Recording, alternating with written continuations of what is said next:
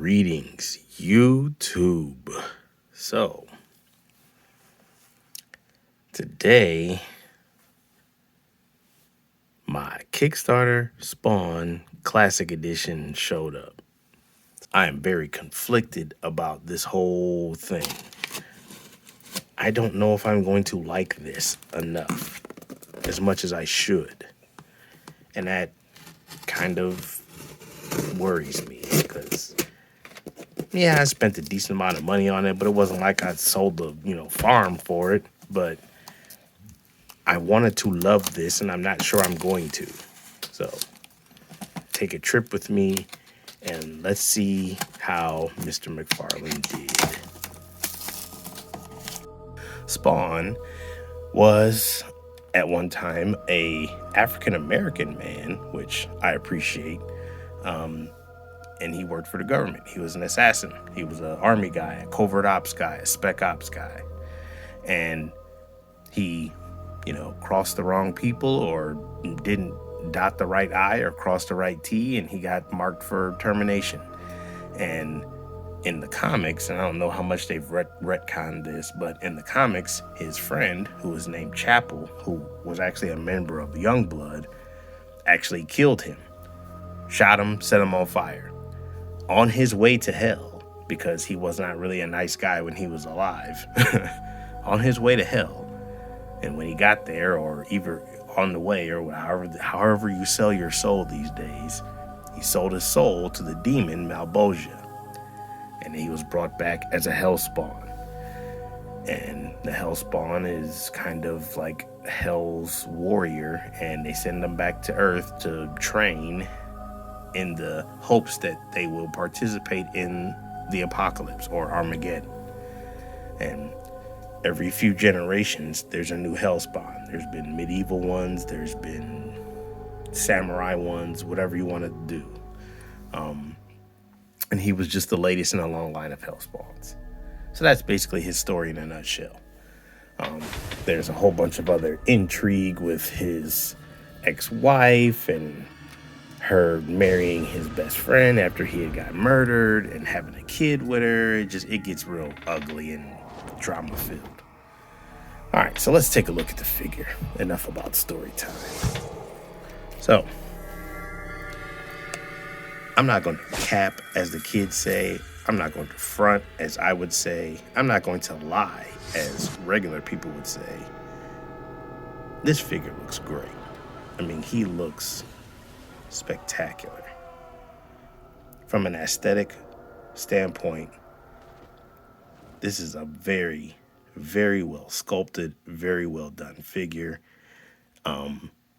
It borrows aspects of the DC Multiverse line, but this is way better looking than a lot of that DC Multiverse stuff that I've been seeing on the shelves. Even with its limits and flaws, it's a beautiful piece. Beautiful. I mean, it's really, really good as far as aesthetics go. I don't know that I have a figure that looks this good. And looks were probably never in question. It's how it works. How does it function? And that's where we're probably going to have some issues. Looks wise, I got no problems with this thing. Zero. It's function that is going to be, what's going to tilt me one way or the other. All right, so let's try to have a look at his functions. Okay, so let's see, where do we start? Let's start with some of these accoutrements, as it were. So these are real metal chains hanging from his belt piece and going around his legs. I'm going to put some pictures up of Spawn in the comic book, and you will see that this is very accurate to what he, wore. His costume is not efficient. It is not something that you're making so that you don't make noise and that you can sneak around or anything like that. Like it's the uniform of a Hellspawn. And this is also a real chain. You got your 90s pouches here, which don't open up or anything, but you don't really need them to. You got your spiked bands around the legs. All of this stuff is classic Spawn fare. This is kind of the stuff we expected. This is how characters looked in the 90s, so just it is what it is. You got the spiked armband randomly for no reason. You have the gnarled up spiked hands, which are very well sculpted, I might add. These hands look really good. Now, this is one point of contention for a lot of people. His torso, number one, it's not articulated. Number two, it's kind of in a twisted, pre-posed stance. And it doesn't look bad. It's just that this is how it will always look. You will never be able to have him in a regular vanilla stance with his abdomen and chest, because this is always going to look like that. Then you get up here to the neck, and the neck is just kind of a weird decision. Like, it works, it can move, but if you move it up too far, you get this huge gap in his neck, between his neck and his chest. So it limits how much you can do with him without exposing something. And that's completely hideable. Like, every action figure company can make a neck joint that doesn't gap up like that, even the cheap ones. I don't understand that decision. I just don't. So you got some swivels here and there. You got some joints that are, the usuals. This arm seems kind of wonky, like it's not. Oh, there we go. Okay, there's a twist there. I was about to get worried. And then there's the cape. The cape. Oh, the cape. Look, I'm not going to sit up here and tell you that this cape don't look nice from afar, but it's not very functional. It's a huge slab of plastic with hinges on it. Back in the 90s, this was a hell of an articulated type of cape. But it's 2021. This is antiquated at this point. It just is. No matter how good it looks in, a specific pose, you could have did better with the cape. You could have made it, you could have put a ton of wires in this cape and had it be cloth and have it still be able to pull off this silhouette without it being a big hunk of plastic with hinges on it. And, to me, the cape is probably the most disappointing part of the figure. Like, some of the other stuff I can forgive. Like, even this neck joint, which I don't think was necessary, I can forgive that too. The single joints, the pre-posed abdomen, whatever. It's not going to be a Marvel Legend or the stuff that I'm used to getting. But the cape, I believe, is the one that irks me. And like I said, like, if you look at it right now, if I took a picture of it right now, that's a great looking cape. But when you get it in hand, it just doesn't function well. It's antiquated. It's a dinosaur. It's obsolete. All right, let's take a look at articulation. All right, so your head is on, looks like probably a ball joint up at the upper neck. You have this weird joint at the base of the neck. He can turn all the way to the side, either one. He can look up. Again, you're gonna get that gap, so you gotta be careful with it. He can look down really well. Like, the down is great. You got shoulders that look like they're standard shoulders. The cape does get in the way of him going all the way up. You do have a bicep swivel that is kind of tight, not really going anywhere here. You got a single jointed elbow. You have a wrist that is on a peg and then a hinge. Again, we have no articulation in the abdomen, none. You got what I'm guessing is a ball joint at the waist, so you can get a little bit of movement, but you're not getting anything at the abs. Legs can go up. That's pretty good. Out. That's very good. no problems there. Your knee is double jointed, but again, now we're running into that cape problem, but it is double jointed. No thigh swivel, but you do get a boot cut here, so that helps. And then you got the classic McFarlane ankle, which I don't care for. And you have toe articulation. Let me see, did I miss anything? I think that's probably it. I mean, unless you count the cape hinge, I suppose it is a point of articulation. And speaking of the cape, if you look under there, if you're one of these people that are like, well, I'm going to take the big old bulky cape off and give them a cloth cape. Well, you better get your X-Acto knife ready, because this thing is not going to just come off. Big misstep here, I think, by McFarlane was that he could have easily gave us this figure, but had, worked in some way where you could remove the cape and add, and then also give us a cloth cape with wires in it. I really think had he have done that, people would have been more forgiving for the lack of an ab crunch and lack of double jointed elbows and things like that. The cape really, the articulation that it does have is not bad. It's actually pretty good, besides like here. But with this cape, you can't really use it all because it's like a straitjacket. He does come with multiple hands. So you got 2 gripping hands. And these are for holding stuff like the sword and his necroplasm effect, or the gun. Well, actually, the trigger finger hands are probably for the gun. I'm going to guess these are the trigger finger hands. So the hands look pretty good. And I do like the thick hand or wrist peg.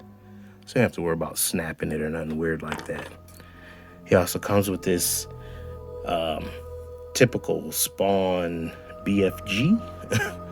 I'm pretty sure that this isn't it might be a representation of a real gun just tricked out.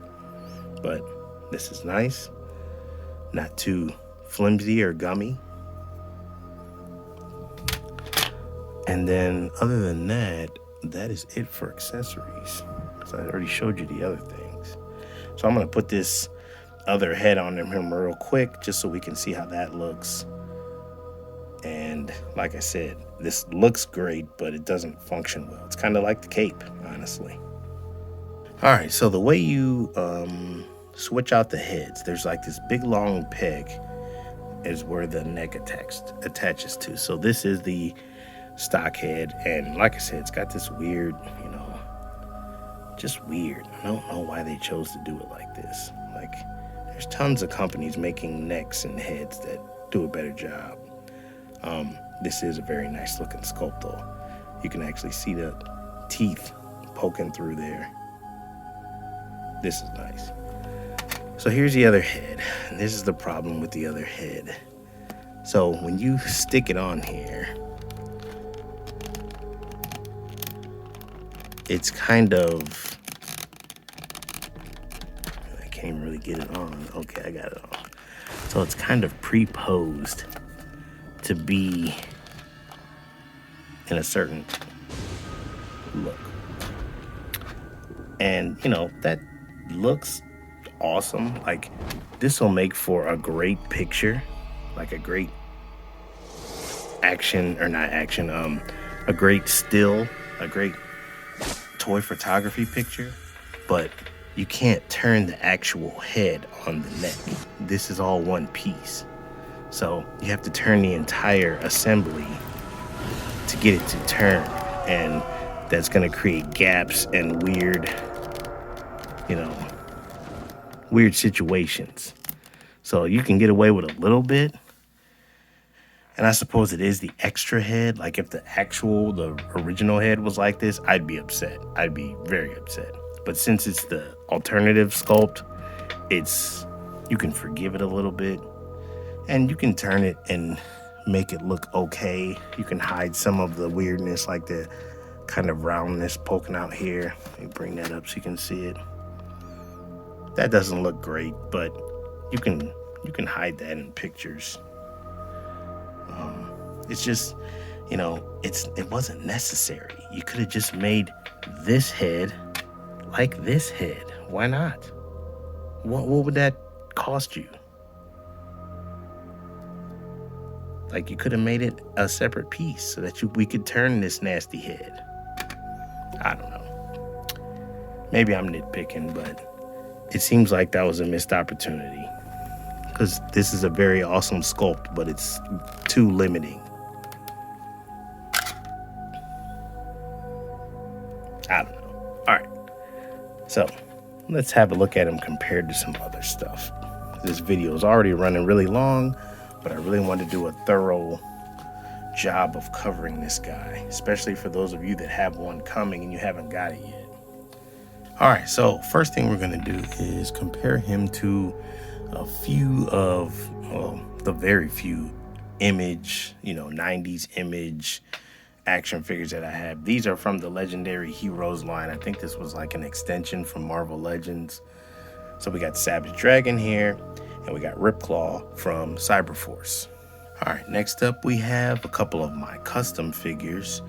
This is a custom Spartan from Wildcats, and then a custom Die Hard from Young Blood.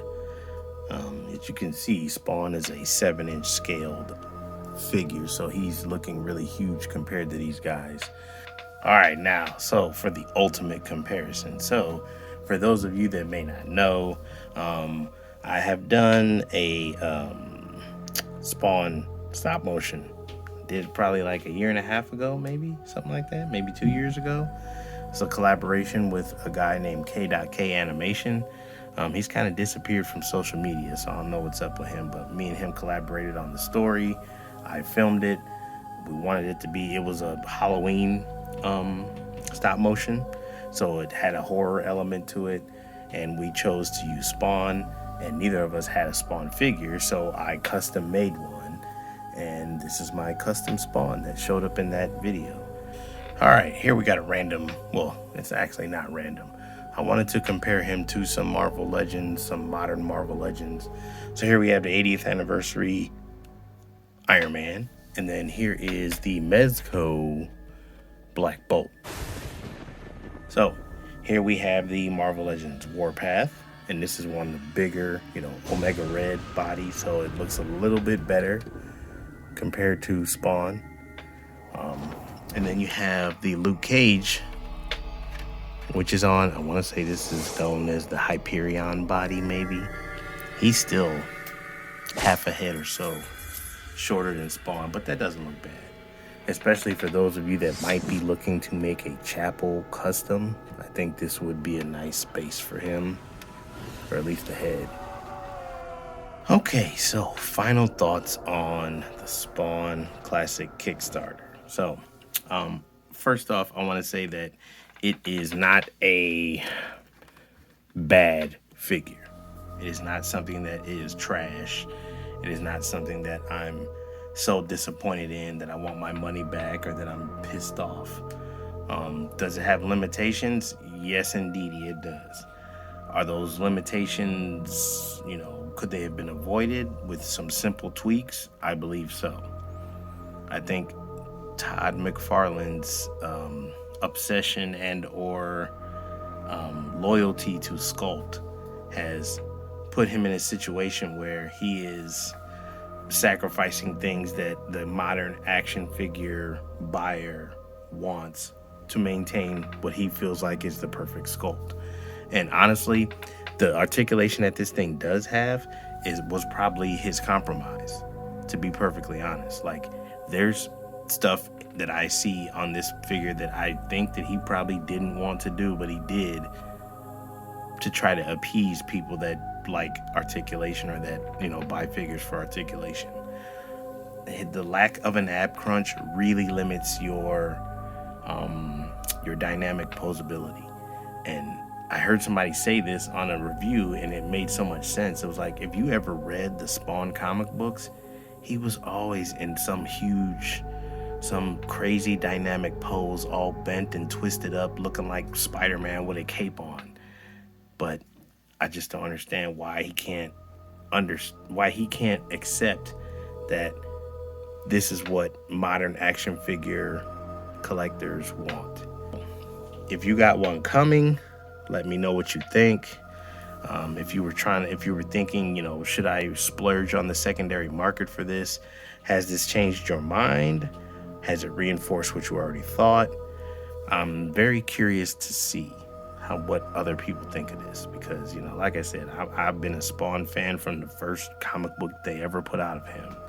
So I had to get at least a look at this in hand before I made a decision on whether I was going to, if he does more, because he's talked about doing more of these, am I going to continue to buy knowing that this is what we're going to get?